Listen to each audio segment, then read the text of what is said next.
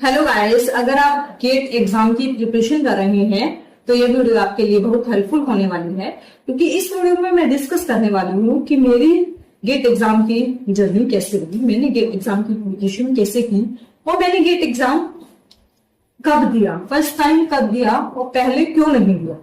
Actually मेरा masters जो है वो 2024 में कंप्लीट हो गया था और मैंने मास्टर्स में एक बार भी गेट एग्जाम नहीं दिया। मैंने गेट एग्जाम फर्स्ट टाइम 2025 में ही दिया। मैं इतनी बेवकूफ थी कि मुझे ये नहीं पता था कि गेट एग्जाम की एक्चुअल वैल्यू है क्या। मुझे लगता था गेट एग्जाम की कोई इंपॉर्टेंस है ही नहीं, क्योंकि मुझे ये पता ही नहीं था कि गेट एग्जाम से पीएचडी में भी एडमिशन होता है।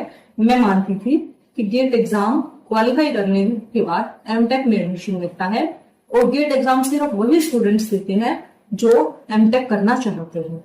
तो इस रीजन से ना मैंने 2022 में, ना 2023 में, ना 2024 में अपना फॉर्म फिल किया था। मैंने गेट एग्जाम का फॉर्म फर्स्ट टाइम 2024 में जब फॉर्म्स निकले थे अक्टूबर में तब फिल किया था और मैंने 2025 में भी अपना फर्स्ट अटेम्प्ट दिया था। इसके पीछे की भी पूरी एक स्टोरी है। अगर आप ये स्टोरी सुनना चाहें तो आप इस वीडियो को कंटिन्यू कर सकते हैं, मैं टाइम स्टैम्प डाल दूंगी। अगर आप स्टोरी स्किप करना चाहते हैं तो सीधा उस टाइम स्टैम्प पर जा सकते हैं। इसका पीछे की एक स्टोरी ऐसे है कि जब मैं मास्टर्स में थी तो मुझे नहीं पता था, लेकिन जब मेरा 2024 में मास्टर्स कंप्लीट हो गया था, मैं एक साल घर पर ही। जो स्टूडेंट्स मास्टर्स कंप्लीट कर चुके हैं वो करंटली किसी भी कॉम्पिटिटिव एग्जाम की तैयारी कर रही हैं, वो इस बात को बहुत अच्छे से समझ सकते हैं कि घर पर रहना और कॉम्पिटिटिव एग्जाम की प्रिपरेशन करना अपने आप में एक स्ट्रेस भी बना देता है। क्योंकि जब हम एजुकेशन में कुछ नहीं कर रहे होते हैं तो आसपास के लोग भी यही बोलते हैं कि ये लोग खाली ही बैठे हैं, ये कुछ नहीं कर रहे हैं। मेरा 2024 में मास्टर्स कंप्लीट हो गया था। जून 2024 में मैं घर आ गई थी। तो उसके बाद क्या होता था, एक्चुअली लड़कियों के केस में ऐसा होता ही है, मेरे केस में ऐसा होता था। आई थिंक मोस्टली लड़कियों के साथ ऐसा भी होता है। मास्टर्स होने के बाद या तो शादी की बात की जाती है या फिर बीएड की करने के बारे में सोचा जाता है। और मैं बीएड नहीं करना चाहती थी, पता नहीं क्यों। मुझे ये था मुझे बीएड नहीं करनी है अभी, मैं अभी नेट एग्जाम को क्वालिफाई करना चाहती हूँ, क्योंकि मेरा गेट एग्जाम में कोई इंटरेस्ट ही नहीं था। मुझे गेट एग्जाम का उस टाइम तक भी कुछ पता ही नहीं था। तो मेरा फोकस सिर्फ सीएसआईआर नेट एग्जाम की प्रिपरेशन पर था। तो गेट एग्जाम जो मैंने ये 2025 में दिया था वो अपने आप में डिवाइनली गाइडेड था। बिकॉज मेरी एक फ्रेंड ने मुझे बोला कि पूजा ये फॉर्म भर दो, और मैंने इसके कहने पर ये फॉर्म भर दिया। सिर्फ उसके कहने पर ही मैंने ये फॉर्म भरा था। इस फॉर्म को मैंने पहले कभी नहीं भरा। उसके पीछे की वजह बहुत सारी। एक वजह तो यही है कि मैं गेट एग्जाम को कोई इंपोर्टेंस नहीं समझती थी। दूसरा, मुझे थोड़ा फाइनेंशियल इश्यू था। मैं कोई भी फॉर्म भरने से पहले, मैं ऑनेस्टली बता रहा हूँ, कोई भी फॉर्म भरती थी, फॉर्म भरने से पहले मैं यही सोचती थी यार इतने पैसे लगेंगे, पता नहीं होगा भी या नहीं, और हो जाएगा तो पता नहीं, कुछ इसकी इम्पोर्टेंस है भी नहीं। मुझे ये था एमटेक के लिए होता है गेट, तो मैं क्यों भी भरूं, मुझे नहीं एमटेक की साइड जाना था। जनरली मैंने सोचा कभी पीएचडी का भी नहीं था, पर एमटेक का भी नहीं था और गेट एग्जाम का भी नहीं, पर वो डिवाइनली गाइडेड था। इसीलिए बोल रही हूँ क्योंकि मैंने कभी सोचा ही नहीं था कि मुझे गेट एग्जाम देना है या फिर गेट एग्जाम की प्रिपरेशन करनी है। तो क्या हुआ, अक्टूबर में मैंने जब फॉर्म फिल किया तो मैंने उसे फिल कर दिया और दिसंबर में भी सीएसआईआर नेट एग्जाम होने वाला था। मैं अपना उस एग्जाम की प्रिपरेशन में बिजी थी। तो जो ये हमारा गेट एग्जाम था 2025 में, वो 1 फरवरी को था। मेरा गेट एग्जाम 1 फरवरी को था। तो क्या होता है, 1 फरवरी को मेरा एग्जाम था, उससे 10 दिन पहले एक लड़की का कॉल आता है मेरे पास। वो मेरी सीनियर थी मास्टर्स में। उसने मुझे बोला कि पूजा गेट एग्जाम अपने आप में बहुत बड़ी चीज होती है। गेट एग्जाम क्वालिफाई करने के बाद तुम किस एनआईटी में पीएचडी कर सकती है, आईआईटी में भी पीएचडी कर सकती है। तो मैंने कहा पीएचडी कर सकती हूँ, लेकिन मेरे पास इतने पैसे नहीं है कि मैं पीएचडी कर पाऊं। मुझे फेलोशिप भी चाहिए होगी साथ में, तो मैं नेट जेआरएफ क्वालिफाई करने के बाद ही पीएचडी करूंगी। उसने बोला नहीं, तुम गेट एग्जाम क्वालिफाई करके भी पीएचडी प्राप्त कर सकती है। और उसी से मुझे पता चला कि एनआईटीज में क्या होता है, अगर हमारा गेट एग्जाम भी क्वालिफाई है तो हम बिना किसी को टेस्ट के इंटरव्यू के बेसिस पर पीएचडी में एडमिशन ले सकते हैं। मतलब हमें इंटरव्यू क्वालिफाई करना होगा और हमारा पीएचडी में एडमिशन हो जाएगा। ये चीज मुझे मेरे मास्टर्स में भी नहीं पता थी, वो मास्टर्स के बाद 1 साल भी नहीं पता चली थी। तो मैं ये इसीलिए आपको बता रही हूँ, अगर आप मास्टर्स कर रहे हैं और अगर आपको ये बात नहीं पता है तो आई होप कि आपको इस चीज से कुछ जानकारी मिली होगी। तो अगर आप गेट एग्जाम की प्रिपरेशन नहीं भी कर रहे हैं तो भी आप गेट का फॉर्म भर दीजिए और एग्जाम दे आइए, क्योंकि मैं अब इस वीडियो में अपनी स्ट्रेटेजी को डिस्कस करने वाली हूँ। क्योंकि जो मैंने स्ट्रेटेजी फॉलो की है वो मैंने सिर्फ 10 दिन फॉलो की है।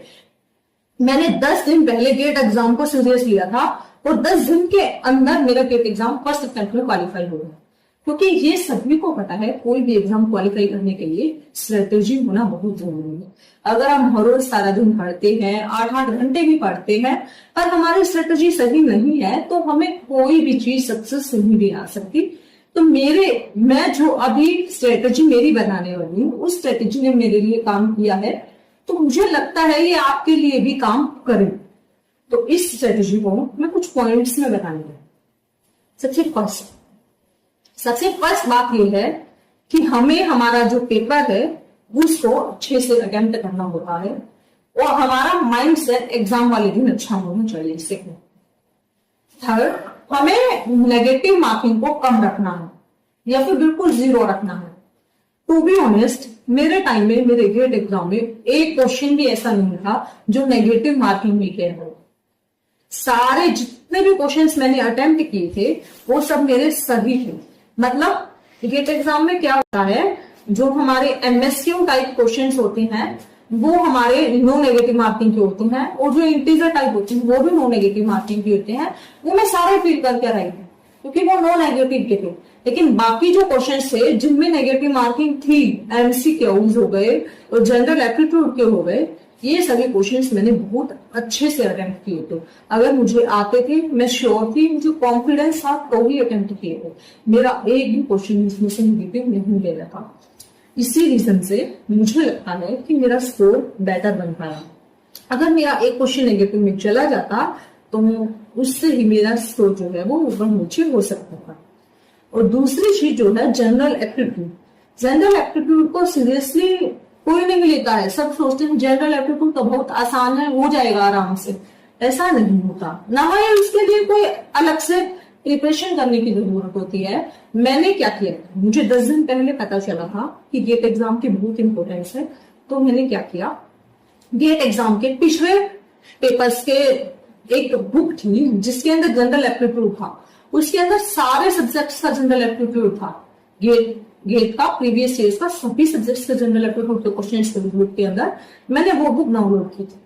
दूसरी जो मेरा सब्जेक्ट था मैथमेटिक्स, उस मैथमेटिक्स की बिल्कुल टॉपिक वाइज गेट के क्वेश्चंस वाली बुक और गेट के टॉपिक्स वाली बुक डाउनलोड की थी।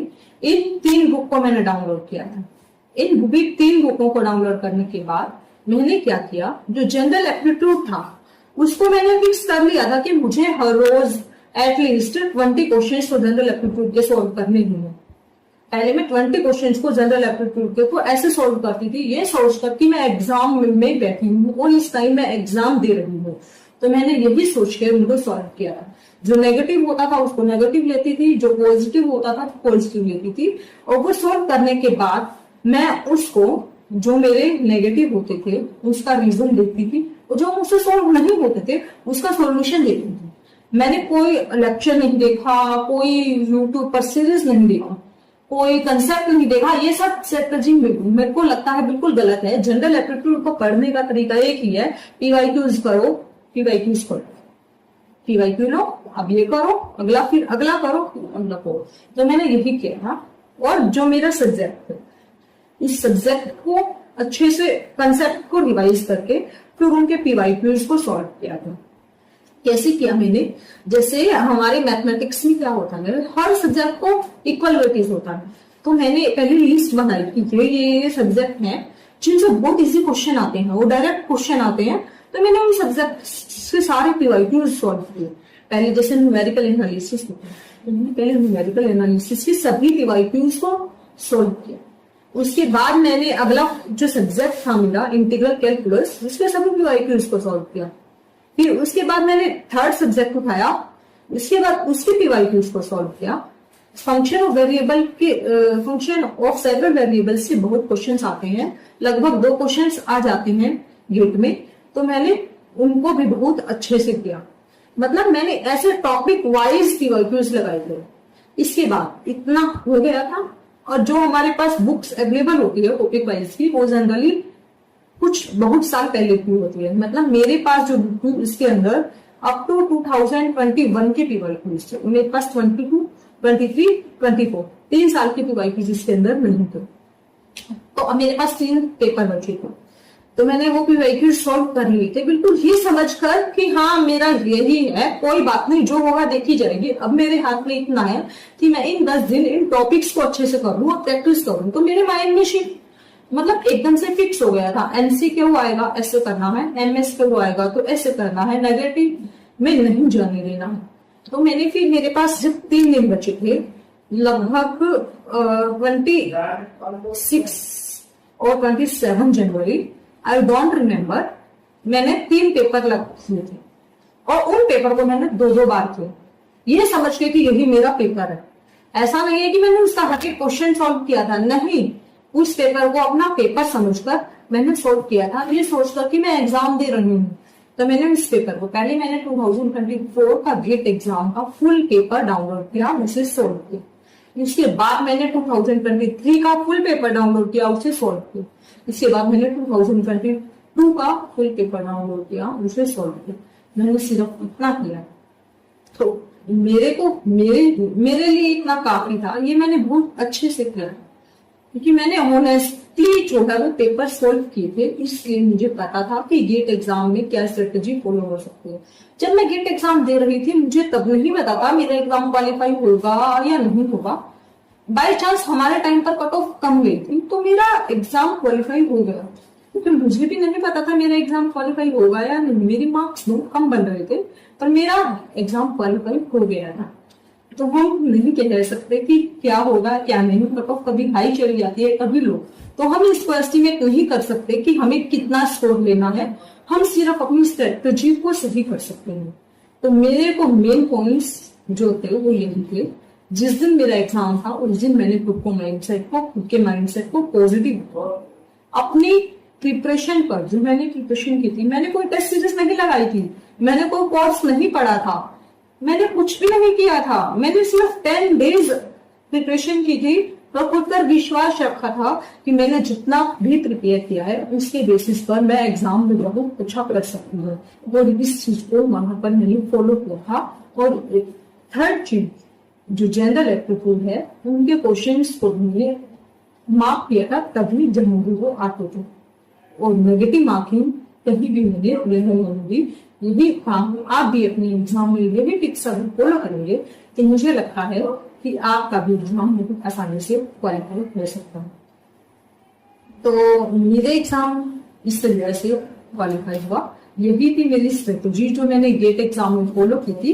अगर आपको मेरी स्ट्रेटेजी से कुछ भी 1-2 टिप्स भी मिले हो तो मेरे वीडियो को लाइक करिएगा। अगर आपको लगता है कि ये वीडियो किसी के काम आ सकती है तो इस वीडियो को किसी को शेयर कीजिएगा। अगर आपको लगता है कि ये वीडियो किसी के भी काम आ सकती है तो वीडियो को शेयर करिएगा, चैनल को सब्सक्राइब करिएगा, ताकि आपको इससे या नेट से रिलेटेड कोई भी हेल्प चाहिए हो तो वो मिल सके। Thank you. आज की वीडियो में बस इतना ही, मिलते हैं नेक्स्ट वीडियो में। Thank you.